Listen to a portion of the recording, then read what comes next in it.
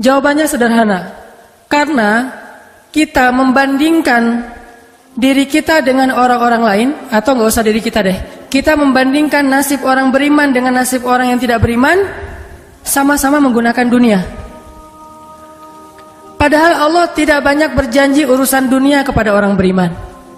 Kalau mau ngebandingin, bandingkanlah orang beriman itu dengan akhirat dan orang yang tidak beriman dengan dunia. Dia dapat apa di dunia, kita dapat apa di akhirat, itu baru imbang perbandingannya. Kalau kita ngebandingin dia dapat apa di dunia, saya dapat apa di dunia, itu perbandingan yang gak matematis menurut Islam, gak logis menurut iman. Baru logis kalau kita ngebandingin, dia orang misalnya riba, terus dia bisa beli aset sekian, saya nggak riba, dapat apa nanti di akhirat, itu baru logis tuh menurut iman. Cuman kalau kita hitung-hitungan, dia kok mengawali usahanya dengan cara riba, saya dengan cara yang lebih syar'i, kok dia dapat sekian aset saya enggak, ini secara hitung-hitungannya aja pertanyaannya udah salah sehingga tidak ada jawaban. Jadi kalau pertanyaannya udah salah, tidak ada jawaban. Makanya yang harus diperjelas dulu pertanyaannya, baru nanti ketemu jawabannya. Saya mau sharing sebuah kisah nih tentang dua orang laki-laki Bani Israel. Satu ahli surga, satu ahli neraka. Yang satu mukmin, yang satu kafir. Yang kedua laki-laki ini juga sempat dikisahkan oleh Allah di dalam surat Al-Kahfi. Nanti teman-teman yang rajin baca Al-Kahfi pada hari Jumat bisa cek tuh. Salah satu kisah di surat Al-Kahfi itu kisah dua laki-laki Bani Israel, yang satu kaya, yang satu miskin, yang satu kafir, yang satu mukmin. Ceritanya dua orang laki-laki Bani Israel ini sama-sama Allah karuniai rezeki sebanyak 4.000 dinar. Sekarang 1 dinar itu kurang lebih sekitar 2,5 juta. Jadi ada 4.000 dinar. Lalu laki-laki kaya, laki-laki kafir, laki-laki yang tidak beriman, membeli sebuah rumah yang sangat bagus di puncak bukit dengan view yang luar biasa dengan harga 1.000 dinar. Sehingga kemudian dia datang kepada temannya yang mukmin, dia bilang, yuk ke rumah saya tunjukin rumah baru saya. Datang nih ke rumah baru laki-laki yang tidak beriman. Pas ngelihat dari gerbangnya luar biasa, tamannya luas, ada rusanya, ada kijangnya, ada marmutnya, ada segala macamnya, ada onta, ada kuda, lengkap aja tuh. Ini rumah atau kebun binatang ya? Pokoknya rumahnya keren aja. Terus laki-laki beriman nanya, ini rumah baru? Ya, berapa kamu belinya? 1.000 dinar. Bagus kan? Bagus. Ya udah kamu beli atau 1.000 dinar. Ini rumah kayak gini banyak nih masih dijual. Akhirnya laki-laki mukmin ini pulang. Malam harinya dia sholat, kemudian dia berdoa, ya Allah, sahabat saya sudah membeli sebuah rumah yang besar, rumah yang bagus dengan harga 1.000 dinar. Maka besok saya ingin membeli itu di surga dengan cara bersedekah 1.000 dinar. Maka berikanlah untuk saya rumah yang lebih bagus di surgamu ya Allah. Dia sedekah 1.000 dinar. Lalu besoknya ketemu sama temannya yang tidak beriman, nanya, udah beli rumah? Udah. Di mana? Nggak dekat dengan rumah saya, jauh kata dia. Di mana itu? Di surga. Hah? Caranya gimana? Sedekah. Wah, kamu mah orangnya fanatik lah, istilahnya sok soleh lah, apalah segala macam, Pak Haji. Diledekin aja tuh. Diledekin. Taulah yang udah hijrah kan gitu ya, suka ada istilah-istilah ngeledekin. Ya udah hijrah, anak masjid, apa istilah-istilahnya. Diledekin gara-gara dia bersedekah 1.000 dinar. Sebagai ganti temannya yang membeli 1.000 dinar itu bisa beli rumah yang besar. Diledekin terus. Setelah berlalu sekian lama, kemudian laki-laki yang pertama ini yang tadi tidak beriman nikah. Istrinya tuh cantiknya luar biasa, usianya ABG, cantik. Setelah selesai dia lamar, nikah, pas hari pernikahan ngundang temannya yang beriman. Datang ya ke acara pernikahan saya. Acaranya tuh weddingnya itu ada IO-nya, IO terkenal, paling terkenal di situ. IO Bani Israel. Paling. Jadi wedding bukan IO ya, wedding organizer-nya Bani Israel. Kan orang Bani Israel mah orang Yahudi ini kalau bikin acara tuh luar biasa ya. Kayak mereka bikin Tomorrowland segala macam kan. Jadi bikinlah wedding organizer ini bikin acara wedding yang luar biasa, menghabiskan berapa? Kalau sekarang mungkin di TV-TV itu suka diumumin biaya weddingnya itu berapa miliar kan, suka gitu tuh. Nah dia ngumumin. Atau kalau nggak dia umumin pun orang-orang bilang, tahu nggak itu acaranya habis berapa? 1.000 dinar. Habis 1.000 dinar. Dia nanya, ini emang habis 1.000 dinar? Ya, maharnya 1.000 dinar. Mahar si cewek cantik. Cewek paling cantik di kota itu aja. Tidak ada lagi cowok kecuali pernah suka sama tuh cewek. Tapi dia dapat gara-gara punya uang 1.000 dinar. Saya pernah guyon sama istri saya, nanti kalau anak kita nikah maharnya nggak usah mahal-mahal, 2 miliar aja. 1 miliar buat dia, 1 miliar buat bapaknya. Nah, 1.000 dinar. Udah gitu dia pulang nih orang beriman. Malamnya dia tahajud, dia berdoa kepada Allah, ya Allah, teman saya udah nikah, dan saya mau masih gini aja. Tuh ya, ini pedoman buat teman-teman ya. Kalau ada yang ngasih kartu undangan, tanya maharnya berapa? Maharnya 10 juta. Waduh, saya pas nih 10 juta. Bilang ke Allah, ya Allah, sama kayak dia. Saudara saya, teman saya sudah menikah dengan mahar 1.000 dinar. Dan saya masih punya. Saya ingin melamar bidadari di surga dengan 1.000 dinar. Nikahkanlah saya dengan bidadari paling cantik di surga, ya Allah. Ini 1.000 dinarnya, sedekah 1.000 dinar. Temannya punya anak, ceritanya pas lagi reuni SMP gitu ya. Lagi reunian tanya, kok masih sendiri aja? Enggak sendiri, cuma nggak dibawa. Itu trik menjawab pertanyaan yang nyelekit tadi. Loh, kok kamu sendiri nggak ditemenin sama si dia? Enggak, lagi nggak enak badan. Nggak dibawa katanya. Loh, kok nggak dibawa? Soalnya masih di surga. Udah aja. Oh, di surga gimana caranya? Sedekah 1.000 dinar. Wah, lo benerannya keterlaluan lo. Habis-habisan dibully. Dibully habis-habisan gara-gara dia nggak melamar cewek dengan 1.000 dinar, malah pakai sedekah untuk melamar bidadari hurul ain. Baca surat Ar-Rahman paragraf terakhir tentang hurul ain. Fihinna qasiratut tarfi lam yatumithunna insun qablahum wala jan. Gak ada manusia yang kayak gitu. Qasiratut tarf, cewek yang matanya besar tapi sayu. Matanya besar tapi sayu. Kalau mata saya kecil, matanya besar tuh. Orang sekarang kan banyak pengen mata besar, sampai diedit dulu di berapa tuh? Aplikasi teh. Ah, itu.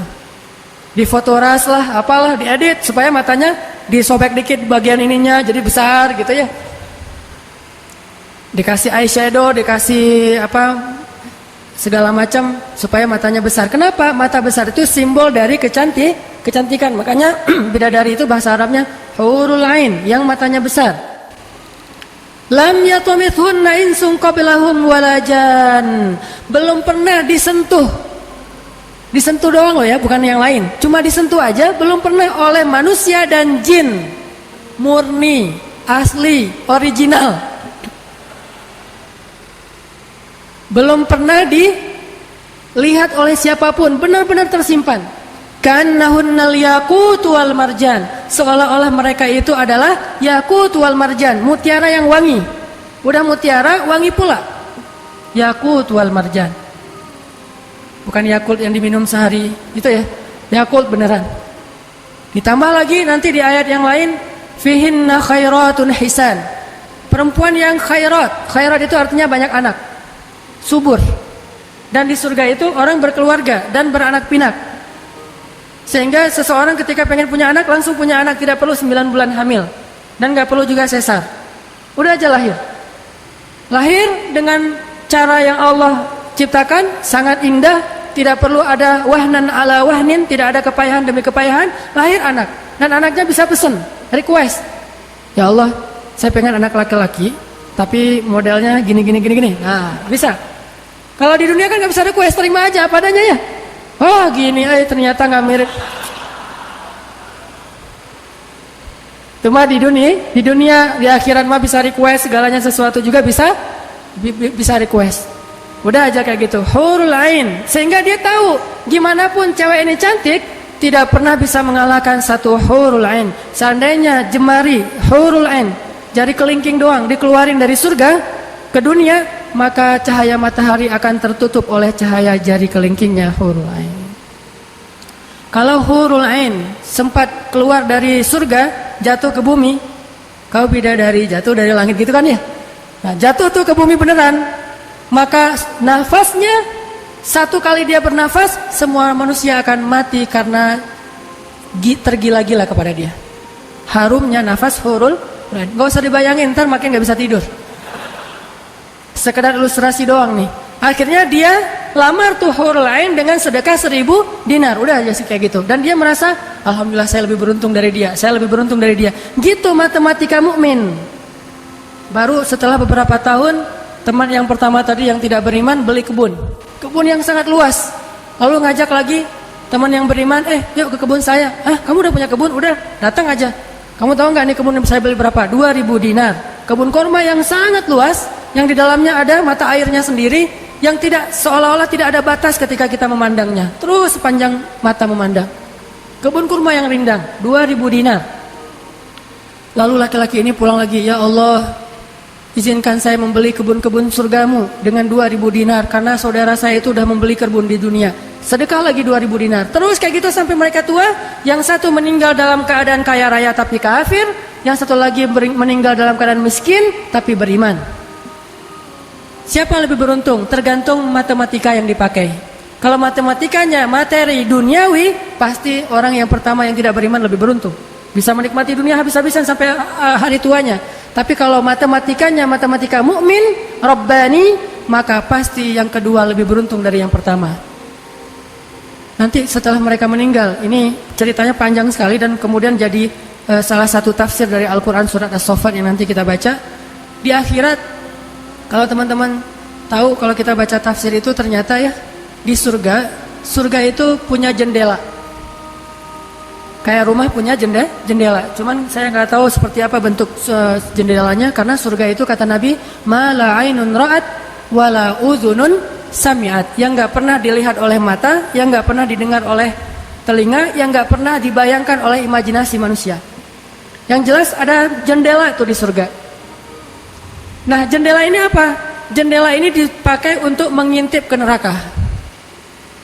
Jadi nanti kalau ada kisah-kisah penduduk surga menyelamatkan orang-orang di neraka, itu lewat jendela itu. Kalau ada cerita penduduk surga dan penduduk neraka berdialog, itu lewat jendela itu. Bukan keluar dulu, sama-sama keluar terus ada ruangan khusus dialog gitu, enggak. Atau pakai misalnya Skype gitu ya, nelpon neraka pakai Skype. Tling, lagi disiksa, aduh ada yang nelpon, ntar dulu. Kan nggak ada yang gitu ya. Ini mah pakai jendela, jadi jangan pakai imajinasi teknologi yang sekarang. Nggak ada Skype, nggak ada WhatsApp call, video call gitu, nggak ada line, yang ada lewat jendela. Begitu dia ngelihat ke jendela, dia langsung Allah berikan dimensi melihat neraka. Langsung Allah kasih ruang untuk bisa melihat neraka. Di neraka itu dia akan bertanya kepada malaikat neraka, ngasih kayak kertas gitu, tolong cariin yang namanya ini, cariin. Oh ya, ini masa nggak kenal, kayaknya di surga. Emang siapa? Hananataki.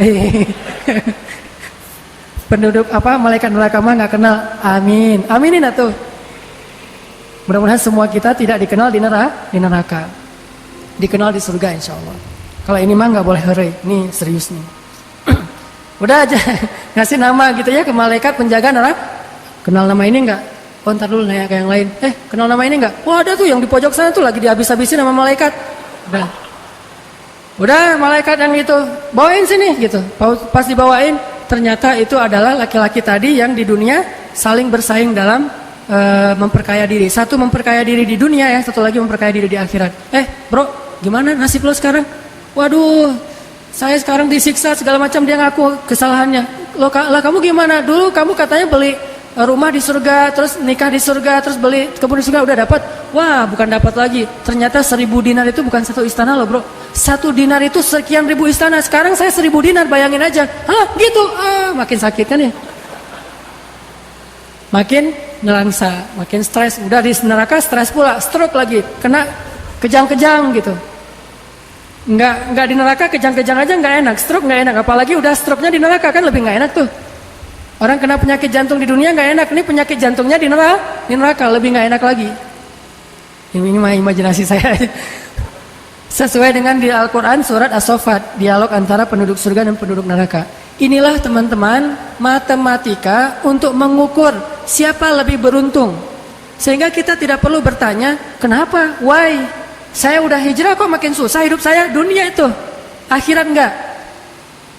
Kalau kita mengukur amal kita hanya dengan dunia, kita bakal sering kecewa karena Allah tidak menilai dunia ini bahkan lebih ringan daripada 11 sayap nyamuk. Seandainya kata Nabi dunia ini di mata Allah ada harganya, pasti Allah nggak mau ngasih dunia kepada orang yang tidak beriman, nggak mau. Berhubung dunia ini tidak ada nilainya, Allah kasihlah kepada orang yang tidak beriman. Sedangkan yang bernilai, Allah simpan untuk orang yang beriman dan sabar. Pakai kacamata Rabbani, cara pandang Allah Subhanahu Wa Taala. Sehingga ketika kita hijrah, kita minta tolong kepada Allah urusan dunia, tetapi kita yakin kalau kita istiqomah, ikhlas, maka di akhirat wa ma indallahi khair. Itu harus jadi mantra yang kita ulang-ulang tuh. Kalau teman-teman lagi cemburu dengan dunia seseorang, bilang wa ma indallahi khair. Apa yang ada di sisi Allah lebih baik. Udah nggak jadi cemburu tuh. Saya pakai itu sebagai terapi buat diri saya sendiri. Kalau saya lagi ada rasa kayak kepengen apa yang orang punya, ada rasa iri, ada rasa cemburu, ada rasa kayak merasa orang lain lebih beruntung dari kita, saya selalu pakai mantra wa ma indallahi khair, wa ma indallahi khair, wa ma indallahi khair. Sehingga hilanglah rasa cemburu itu. Apa yang ada di sisi Allah lebih baik, apa yang ada di sisi Allah lebih baik, apa yang ada di sisi Allah lebih. Walal akhiratu khairul laka minal ula, wal akhiratu khairu wa abqa.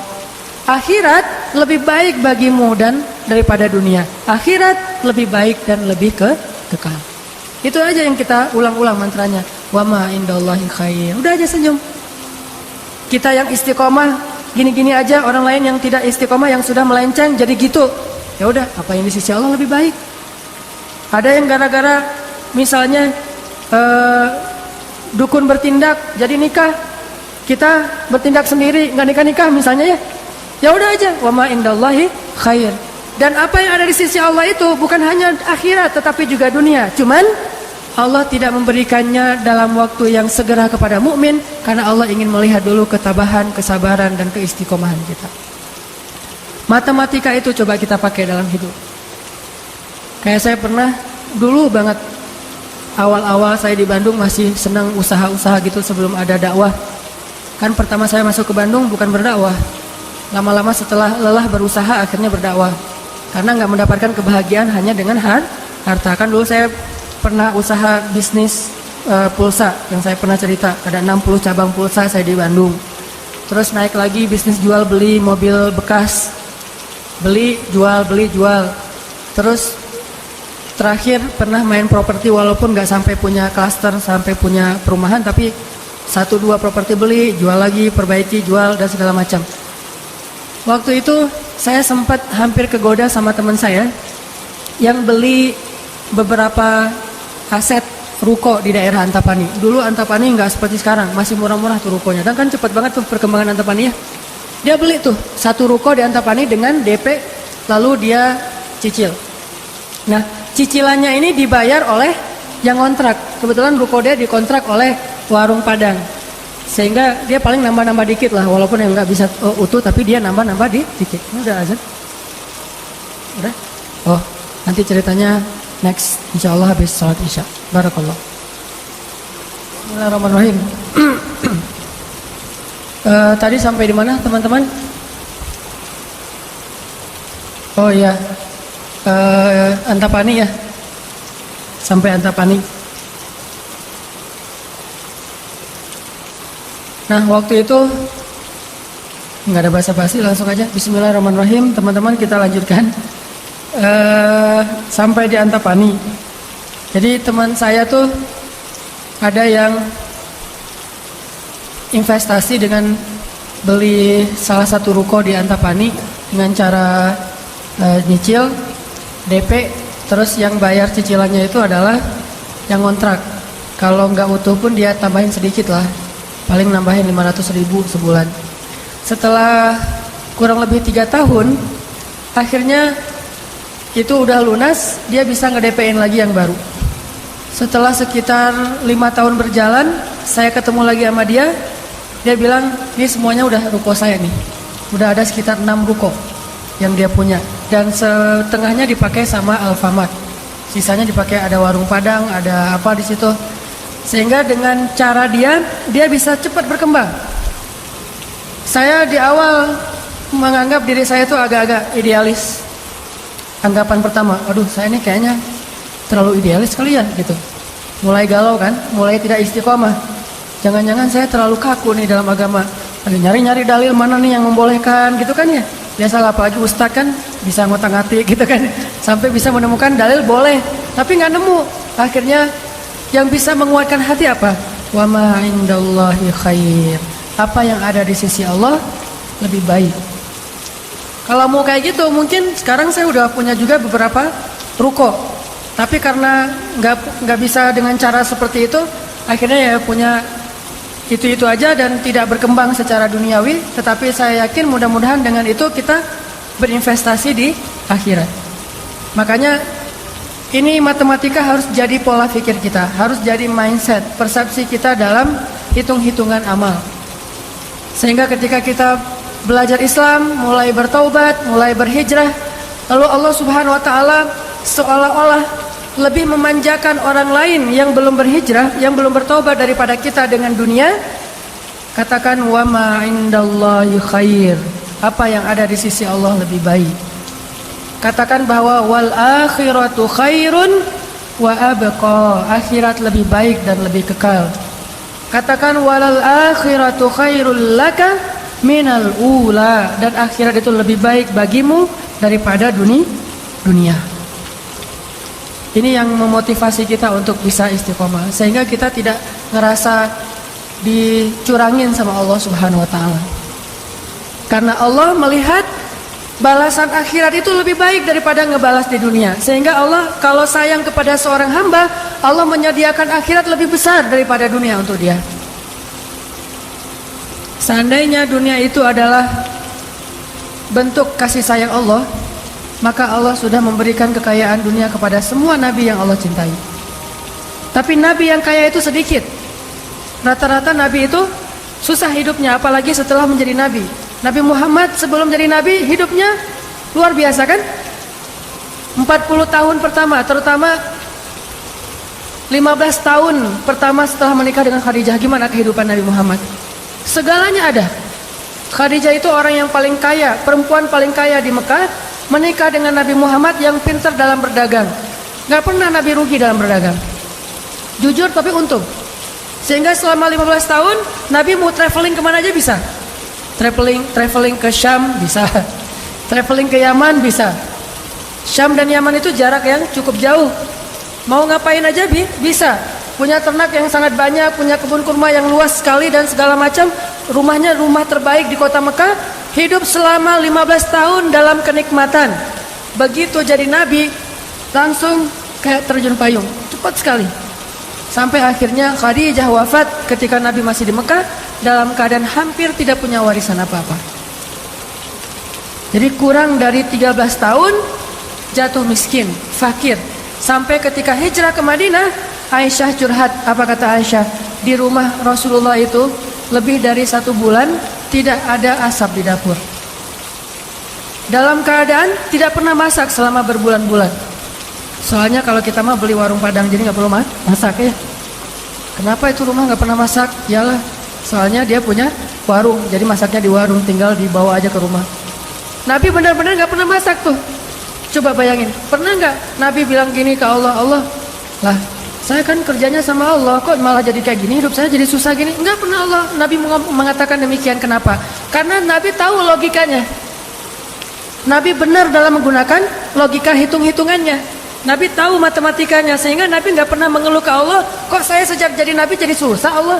Katanya saya kekasih Allah, kok saya diperlakukan kayak gini? Nggak pernah Nabi ngomong kayak gitu. Kalau Nabi aja kekasih Allah, malah jadi susah gara-gara jadi kekasih Allah secara duniawi, tidak pernah mengeluh. Terus siapa kita mau mengeluh dan menuduh Allah dengan tuduhan-tuduhan yang tidak benar? Apakah kita merasa bahwa setelah kita berhijrah Allah harus memberikan kepada kita dunia yang di mata Allah tidak ada nilainya? Berarti kita meminta kepada Allah sesuatu yang tidak baik dan membuang sesuatu yang baik. Itulah yang dulu pernah dinasihatkan oleh Musa kepada Bani Israel di dalam surat Al-Baqarah. Coba teman-teman lihat di surat Al-Baqarah itu ayat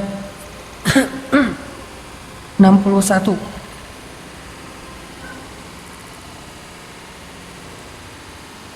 A'udzu billahi minasy syaithanir rajim. Wa idh qultum ya Musa lan nasbir ala ta'amin wahid fad'u lana rabbaka yukhrij lana mimma tunbitul ardh مما تنبت الأرض من بقلها وقثائها وفومها وعدسها وبصلها. Apa yang terjadi? Ketika orang-orang Bani Israel hijrah ke Palestina, lalu mereka mengeluh di Palestina karena setelah mereka hijrah hidup mereka tidak menjadi lebih baik secara duniawi. Perasaan kata Bani Israel, sama aja deh. Sejak kita hijrah, sejak kita masuk agama Yahudi, sejak engkau datang Musa, sawa'un alaina, nasib kami sama aja nih. Sebelum kamu datang dan setelah kamu datang, nasib kami tetap aja susah wahai Musa. Ini logika Bani Israel. Makanya banyak Bani Israel itu yang kufur kepada Allah karena pakai logika ini.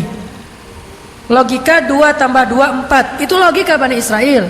Kalau dalam urusan agama, beda kalau dalam urusan matematika. Jangan bilang, "Dek, 2 tambah 2 berapa?" 4. Bani Israel. Jangan. Itu mah matematika. Kalau dalam urusan agama itu logika Bani Israel.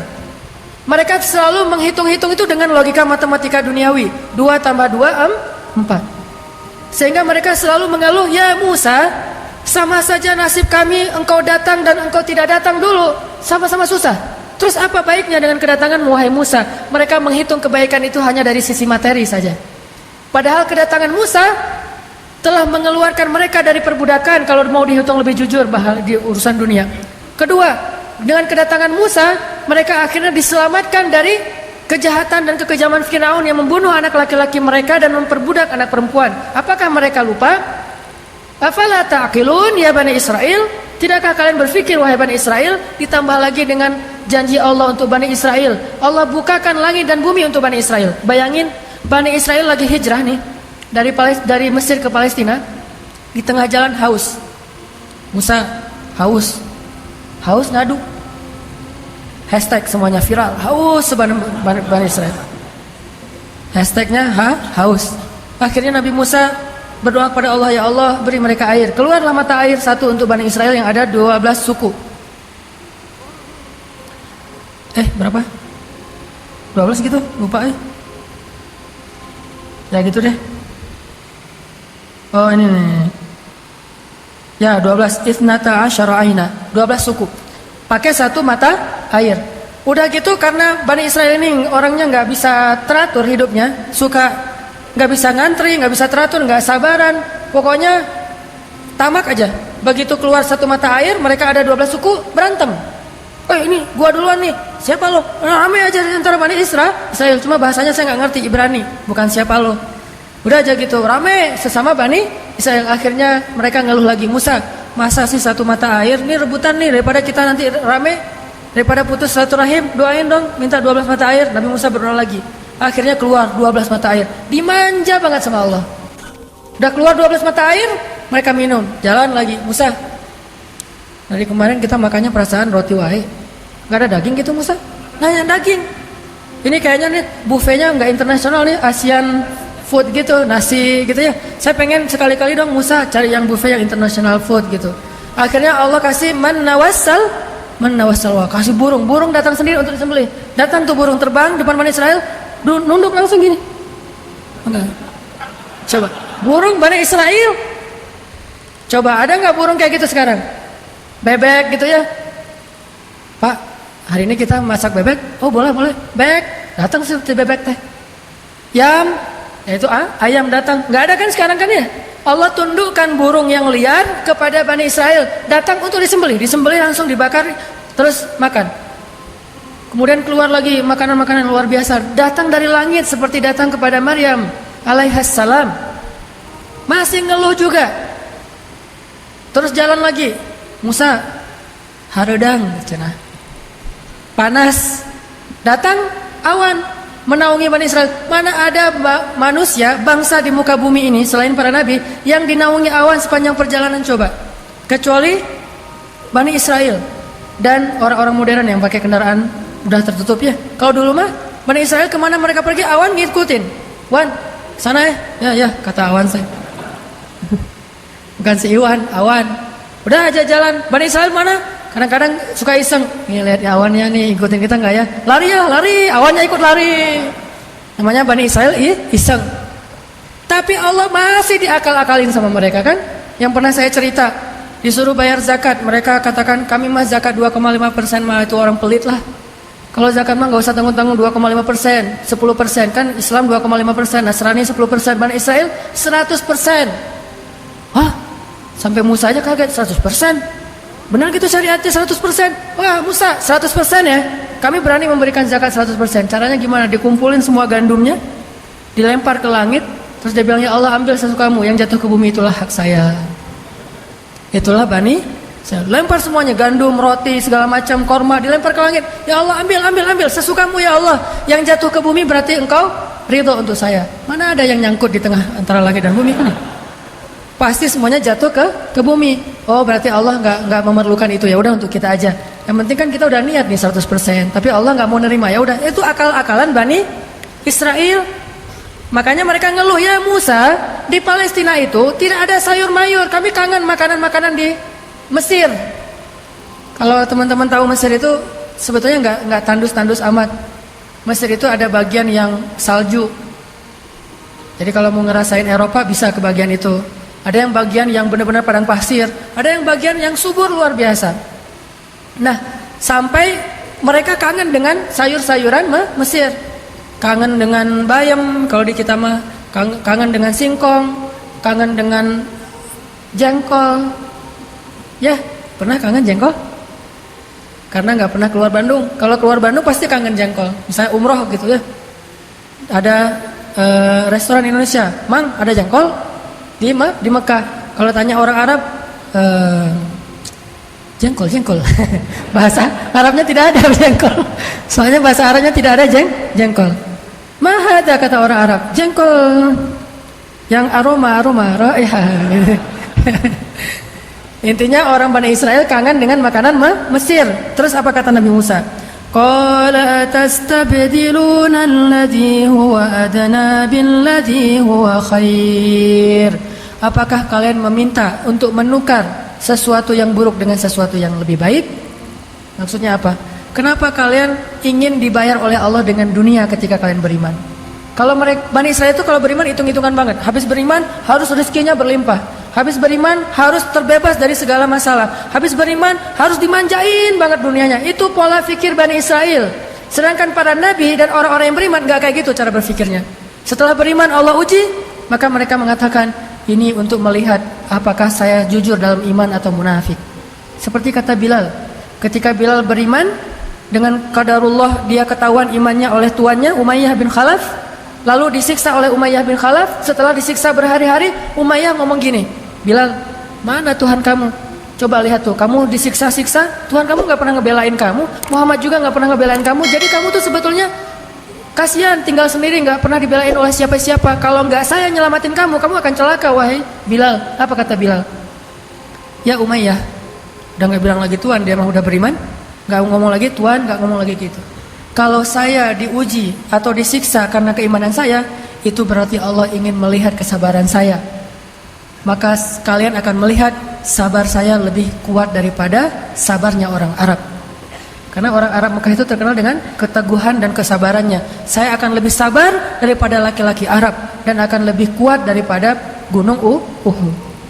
Bilal tahu itu. Jadi bukan ya juga ya Umayyah, udah deh balik lagi aja kayak dulu. Enggak, Bilal mah enggak ngomong kayak gitu. Kan orang suka pundung gitu ya.